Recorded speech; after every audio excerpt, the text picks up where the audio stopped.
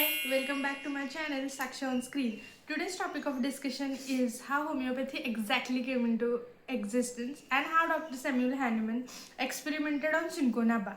So, without further delay, let's get into the video. Okay.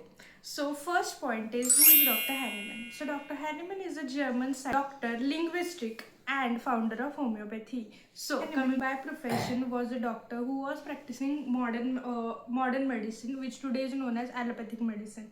So when he was practicing allopathic medicine in his time in 70s, so at that time the treatment were so harsh. And the most important is cinchona experiment.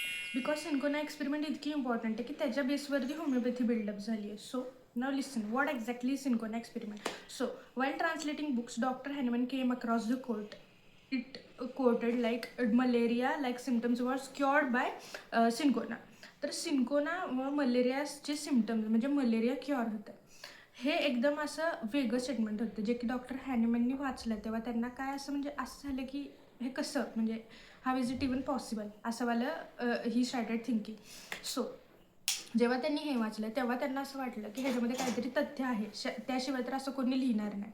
मग त्या टाईमला त्यांनी decision घेतलं की I will try cinchona वार्क. मग जेव्हा त्यांनी सिंकोना वार्क ट्राय केलं त्यांनी स्वतःवरती, त्यांचे फॅमिली आणि फ्रेंड्स असं त्यांनी सिंकोना वार्क ट्राय केलं सगळ्यांवरती. जेव्हा त्यांनी ट्राय केलं तेव्हा he started getting malaria like symptoms like chill, fever, sweat. ह्या तिन्ही गोष्टी त्यांना दिसायला लागल्या स्वतःमध्ये. मग जाऊन त्यांनी ती जी कोट केलेली टर्म आहे ती त्यांना समजायला लागली की एक्झॅक्टली हे आहे काय, हे कसं होतं.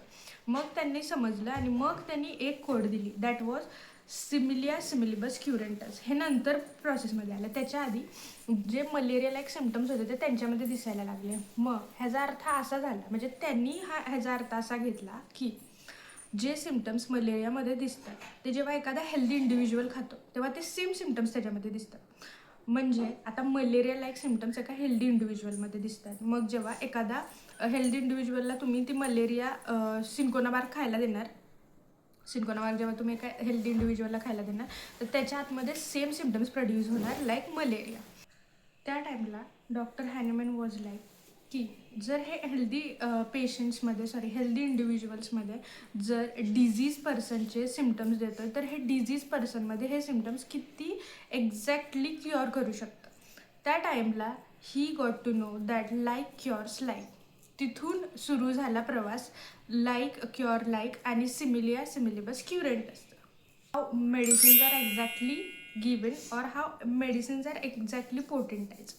सो इथे विषय असा सुरू झाला की जे मेडिसिन्स होते ते काही मेडिसिन खूप जास्त स्ट्रॉंग होते. फॉर एक्झाम्पल आता होमिओपॅथीमध्ये अकॉर्डिंग टू होमिओपॅथिक फार्मसी आपल्याकडे इतके सारे ड्रग्ज आहेत ज्याच्यामध्ये स्नेक पॉयझन्सनी ड्रग बनतात किंवा ॲनिमल्सच्या प्रॉडक्टपासून जे ड्रग्ज बनतात ते पण त्याच्यामध्ये ते पोटेंटाइज केले जातात. आता पोटेंटायझेशन म्हणजे काय, तर एक पार्ट ड्रग्सचा 100 पार्ट्स ऑफ वॉटरसोबत ते डायल्यूट करून त्याला शेक करून, हे बेसिक टर्म्समध्ये मी सांगते, ह्याला डायल्यूट करून पूर्णपणे शेक वगैरे करून जे बनतं त्या प्रोसेसला एक टर्म आहे दॅट इज पोटेंटायझेशन. आता ह्याची प्युअर बेसिक डेफिनेशन ही एक बेसिक मी सांगते आहे लेमॅन लँग्वेजमध्ये.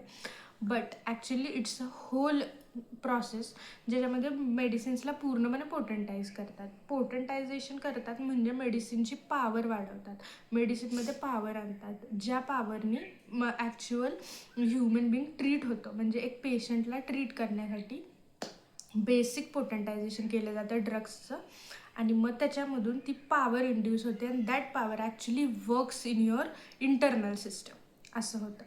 तर मग इथं आलं गेममध्ये आता पोटेंटायझेशन आणि हे पोटेंटायझेशन खूप चांगल्या प्रमाणात वर्क करत होतं त्या टाईमला. वाय, बिकॉज त्या टाईमचे जे ट्रीटमेंट्स होत्या त्या as you all know harsh होत्या. त्या टाईमला जेव्हा हे मेडिसिन आलं तेव्हा इट वॉज व्हेरी मच बोलतो ना आपण पेशंट फ्रेंडली. कारण की इथे म्हणजे कसल्याच प्रकारचा हार्म न होता ही मेडिसिन होती ज्याच्यामध्ये फक्त तुम्हाला ग्लोब्युल्सचा इंटेक करायचा आहे एका पर्टिक्युलर टाईमला, एका पर्टिक्युलर लिमिटपर्यंत, and you will see changes in yourself. हे असं होतं. त्यामुळे ही खूप जास्त फ्रेंडली ट्रीटमेंट होती त्या टाईमच्या हिशोबाने according to as compared to बाकीच्या मेथड्स. त्यामुळे हे खूप जास्त त्या टाईमला ब्लोअप झाले. हे सगळं खूप जास्त प्रमाणामध्ये जर्मनीमध्ये एकदम लोकांनी एकदम त्याला बोलतो ना आपण फेमस केलं ह्या मेथडला. Treatment spread so fast. Okay, तर त्या टाईमला जसं की एवढ्या सगळ्या हार्श मेथड्स होते, त्या मेथडमध्ये एक नवीन अशी काहीतरी मेडिसिन आली ती जी की एकदम सस्टेनेबल होती आणि पेशंट फ्रेंडली होती. त्या टाईमला पीपलवर लाईक की इतकं फास्ट क्युअर, म्हणजे त्याच्यातून इतकं फास्ट क्युअर पण होतं आहे. आणि दुसरी गोष्ट म्हणजे it is so much friendly. त्यामुळे त्या टाईमला खूप जास्त स्प्रेड व्हायला लागली. सो ही सगळी स्टोरी होती हा होमिओपॅथी स्टार्टेड, सिन्कोना एक्सपेरिमेंट काय, आणि मला तुम्ही नक्की सांगा ही स्टोरी मला कशी वाटली आणि नेक्स्ट व्हिडिओ मी कोणत्या टॉपिकवरती करू. बिकॉज मला खूप जास्त इंटरेस्टिंग वाटतं होमिओपॅथीचे सगळे डायव्हर्स फॅक्टर्स आणि डायव्हर्स टॉपिक्सला असं काय बोलतात त्याला व्हिडिओज बनवायला. तर मी अजून 2-3 व्हिडिओज प्लॅन केलेले आहेत. So let me know if you want अनादर व्हिडिओ असा होमिओपॅथीशी रिलेटेड. तर मला नाही वाटत मी सगळे पॉईंट्स कवर केलेत, बट मी बऱ्यापैकी स्टोरी हिस्ट्री सांगायचा प्रयत्न केला आहे. आणि आणखीन अजून potentization dilution I think I should make video on that, but let see. तर कॉमेंट डाऊन बिलो तुम्हाला कसा व्हिडिओ वाटला. Like share subscribe. Okay, bye.